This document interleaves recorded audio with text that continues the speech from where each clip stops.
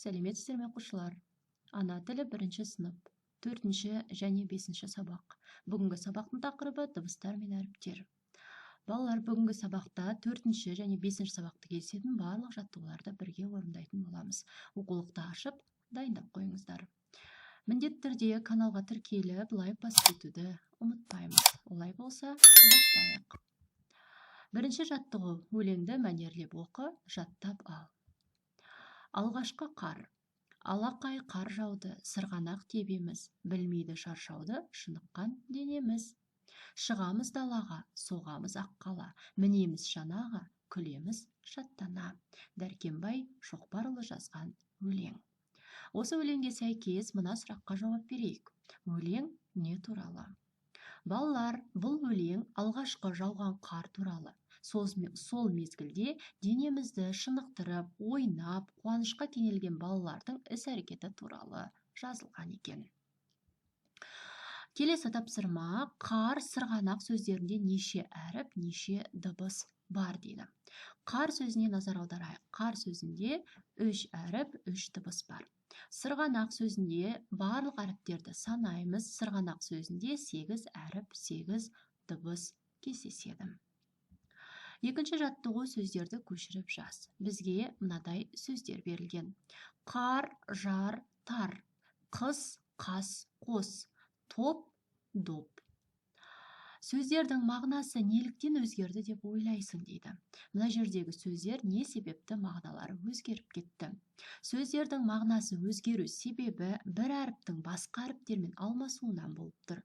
Яғни әріптер өзгерсе, олардың мағынасы да сәйкесінше өзгеретінін ұмытпа. Үшінші жаттығу: бос орындарға дауысты дыбыстарды қойып, сөздерді құрап айт. Бізге мынадай тапсырма берілген. Осы жерге дауысты дыбыстарды қою арқылы жаңа сөз шығарамыз. Мысалы, бірінші: гүл, доп, бас, алма, арба, алша. Алша деген жеміс екенін ұмытпайық. Емен, ағаш, өрік, ол да жеміс. Және соңғы сөз әсем деп жаңа сөздерді құрастыруға болады екен.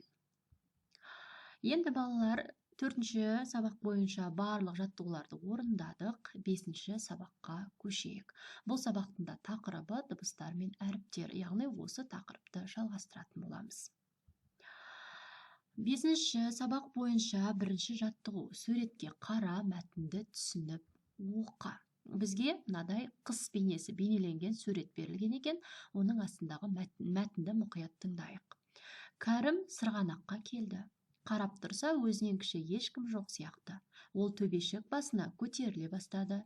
Жол тайғақ екен. Мұны байқаған бір бала оны жоғары жетеледі. Төбеге алып шықты. Енді шанаңа отыр да зымырай бер деді.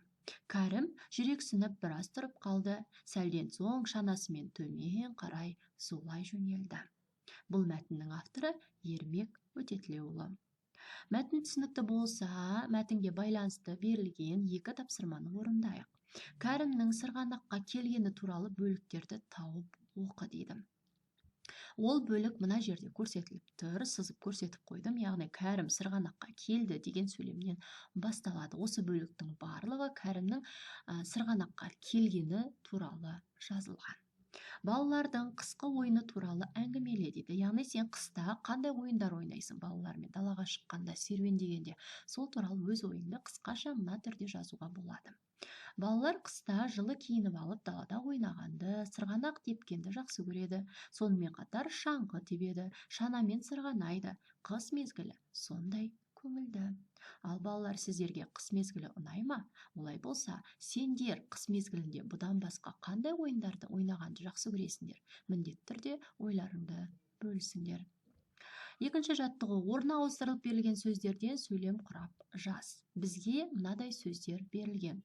Бірінші 3 сөзге назар аударайық. Балалар тепті сырғанақ. Яғни бұл жерде балалар сырғанақ тепті деген сөйлемді құрастыра аламыз. Келесі сөздер: киінді, олар жылы. Олар жылы киінді деген сөйлем шығады. Дұрыс екі сөйлемді дәптерлеріңе жазып алыңдар. Біріншісі балалар сырғанақ тепті, екіншісі олар жылға киінді. 5-ші сабаққа берілген соңғы жаттығу үшінші әріптерден қыс айларын аттарын құра дейді. Бізге мынадай орындар ауыстырып кеткен әріптер берілген. Осы жерде қарап отырып, қыстың 3 айын құрастырайық. Бірінші әріптерге қарасақ, қапан деген сөз беріліпті, яғни бұл жерде ақпан. р-а-т-ың-а-қ десе, бұл жерде қаңтар деген ай шығады, және тоқ желтоқсан десе, бұл жерде желтоқсан деген қыс айы шығады. Қыс айлары міндетті түрде жаттап ал. Қыс айлары бізде желтоқсан, қаңтар және ақпан айларын құрайды екен. Олай болса, 4-ші және 5-ші сабақта берілген барлық жаттығуларды аяқтадық. Сабағымызды осымен аяқтаймыз. Келесі кездескенше сау бол.